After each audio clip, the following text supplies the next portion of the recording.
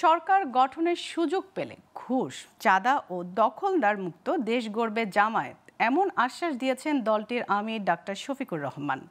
সকালে মাগুরার নোমানী ময়দানে আয়োজিত কর্মী সম্মেলনে ডাক্তার শফিকুর বলেন, জামায়াত ক্ষমতা এলে এদেশে মানুষের মাঝে কোনো বৈষম্য থাকবে না, থাকবে না ধর্মের বিভেদ। বিগত আওয়ামী লীগ সরকারের সমালোচনা করে তিনি বলেন, এই দেশে এমন একটি সরকার ছিল যারা গায়ের জোরে মানুষের মুখের ভাষা কেড়ে নিয়েছিল। মানুষ কাঁদতেও পারেনি, হাসতেও পারেনি।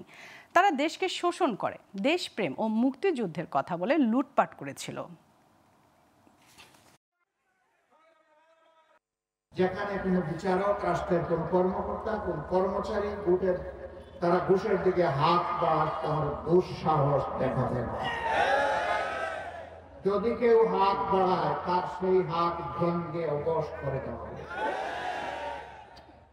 ঘুষের দিন শেষ। এই দুঃশাসন এবং দুর্নীতিকে যে কোনো মূল্যে সমাজ থেকে নির্মূল করতে হবে ইনশাআল্লাহ।